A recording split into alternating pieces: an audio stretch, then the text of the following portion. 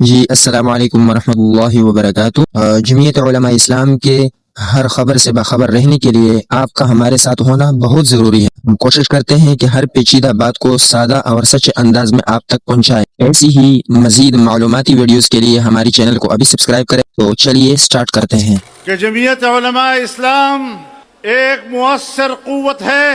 اگر آج پاکستان بچا ہوا ہے، اگر آج پاکستان باقی ہے، میں اللہ کا شکر ادا کرتے ہوئے، اس کے فضل و کرم کو گواہ بناتے ہوئے واضح طور پر کہنا چاہتا ہوں کہ جمعیت علماء اسلام کی برکت سے پاکستان باقی ہے۔ ہم خون کی قربانیاں دے رہے ہیں۔ گزشتہ 2-3 دہائیوں میں ہمارے کتنے کارکن، ہمارے کتنے عہدیدار، جید علماء کرام نشانہ بنے کس گناہ پر؟ کون سا گناہ کیا تھا انہوں نے؟ اگر کسی دوسری جماعت کے ساتھ ظلم ہوتا ہے، ہم وہاں بھی ظلم کی خلاف آواز اٹھاتے ہیں، لیکن جمعیت علماء کا گناہ بتائیے، ان کے علماء کو کیوں شہید کیا جا رہا ہے؟ اس لیے کہ جو ہمیں قتل کر رہے ہیں ان کو پتہ ہے کہ جس ملک کو ہم توڑنا چاہتے ہیں جمعیت علماء توڑنے نہیں دے رہے۔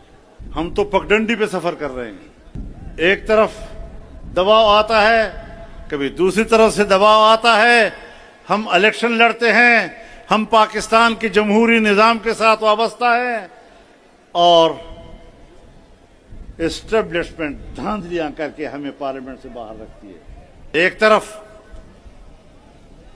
کچھ جاہل قوتیں ہم پر کفر کے فتوے لگاتی ہے، اور ایک طرف پاکستان کے وفادار ہمیں پارلیمنٹ سے باہر رکھنے کے لیے انتخابات میں دھاندلیاں کرتے ہیں، تو ہم کدھر جائیں؟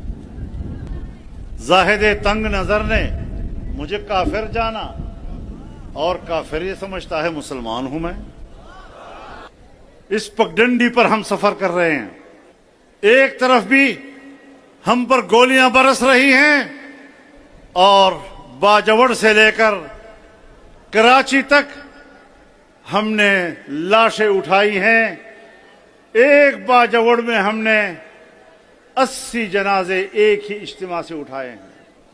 وزیرستان کے تمام اضلاع کے امراء دہشت گردوں کی گولی کا نشانہ بنے ہیں۔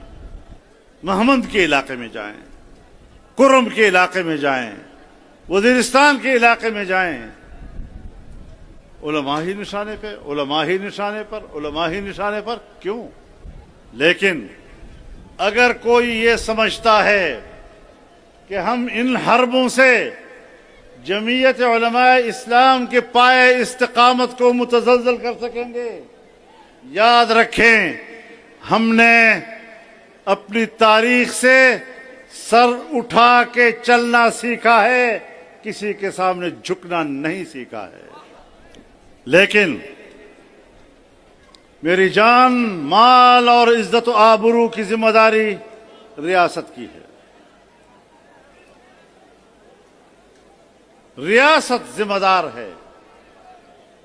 میں ریاست کو اس اجتماع کی وساطت سے اور آپ کی تائید کے ساتھ واضح پیغام دینا چاہتا ہوں، واضح پیغام دینا چاہتا ہوں، مجھے جو بھی قتل کرے میں اس کا بدلہ نہیں لوں گا، میں اسٹیٹ کو اپنے قتل کا ذمہ دار سمجھوں گا۔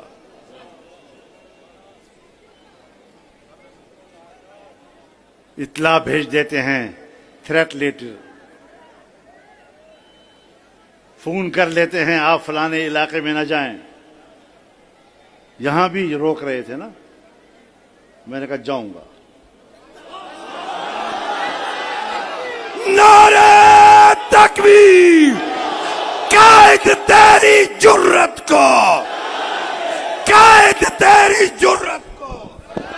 پھر یہ بھی بتا دیں کہ قائد کے اگر ایک بال کو بھی کسی نے بینگا کیا، خدا کی قسم یہ دھرتی آگ کا بگولا بنا دیں گے، یہ دھرتی آگ کا بگولا بنا دیں گے۔